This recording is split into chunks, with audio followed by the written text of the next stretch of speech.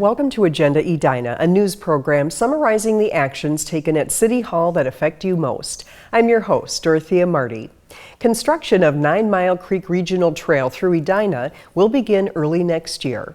When complete, the 15-mile regional trail will span the cities of Hopkins, Minnetonka, Edina, Richfield, and Bloomington, and connect to the LRTs near Lake Minnetonka, Minnesota River Bluffs, and Cedar Lake.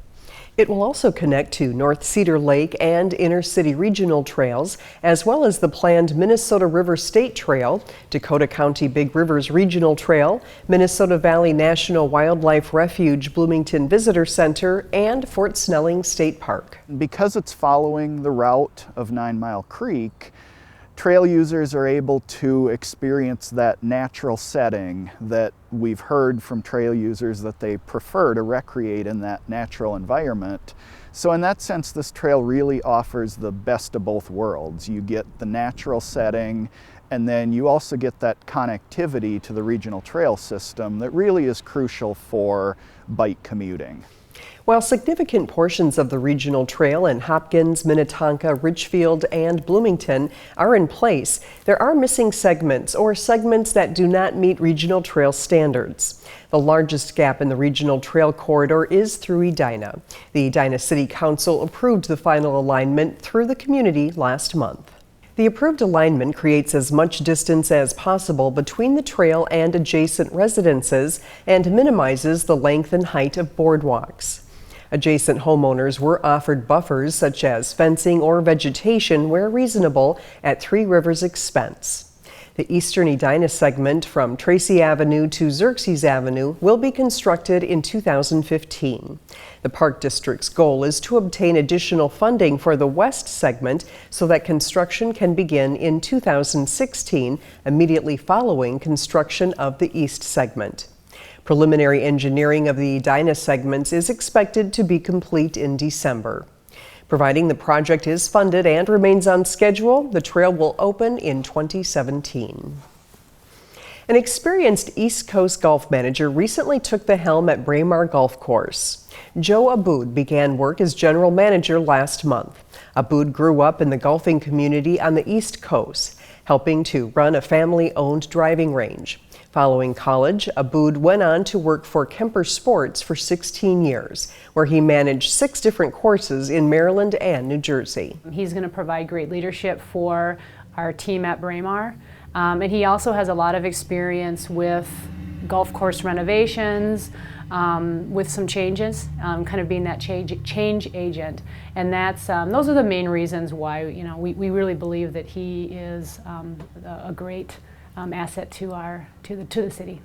During his time with Kemper Sports, Aboud managed a course in Union County, New Jersey, very similar to Braemar Golf Course. That experience uniquely positions him to run Braemar Golf Course. The Union County course was a municipally owned golf club that the county decided to revitalize. The course also included a learning center like Braemar Golf Dome. It had deteriorated over the years, and they made the decision to invest in that facility, and it's done wonders. It's now one of the premier facilities in New Jersey, and we're looking to do the same thing here.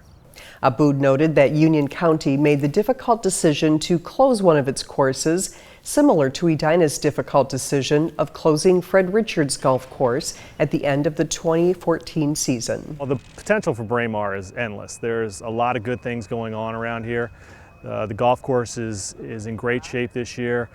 The facilities need some upgrades, but we're coming up with a plan to make sure it happens going into the future. As general manager, Aboud manages 7 full-time employees in addition to the overall operations at Braemar. Braemar features 27 regulation holes, a 9-hole executive course, a pro shop, driving range, practice putting green, indoor golf dome, banquet and meeting rooms, and other amenities. The early landscape of Edina included many farms, and one established in 1947 is still going strong.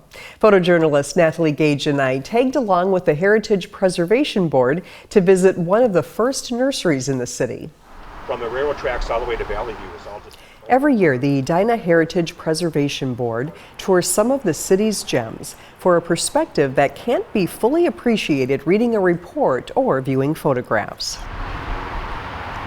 In July, the board let us join them on a journey that began just off of Highway 62. Tucked back in the Normandale Park neighborhood is an oasis of lush green plants. Savory's Gardens started out as a full nursery, growing an abundance of orchids for corsages and sale to local florists.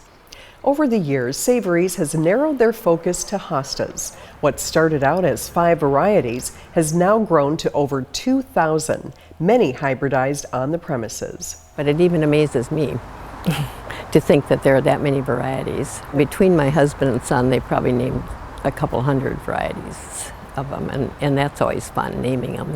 And some of those names honor our city, such as the Edina Heritage and Edina Hornet. Senior planner Joyce Repia, part of the city's Community Development Department, shares a bit of history on Edina's first 3 nurseries. Savory's was one of them. And Arneson, where we now have Arneson Acres, was a tree farm. And then there was Hallow Nursery, which is at the Perkins location, right across here from City Hall. And now Savory's is the only one remaining, and I think that really makes it very special. While they don't do much advertising, Savory's draws customers from all over North America. Actually, a lot of our customers become very good friends. And for years, mail orders have come in from as far away as Japan. One such order was for Mr. Savory's famous Golden Tiara hosta. A number of years ago now, my son went over there, and they like to give you a gift. So they gave everyone in the group a golden tiara. And then the group kind of laughed because we'd sold it to them so many years ago. Savory's Gardens is located at 5300 Whiting Avenue, or check them out online at www.savorysgardens.com. Thanks for watching this episode of Agenda Edina. I'm your host, Dorothea Marty.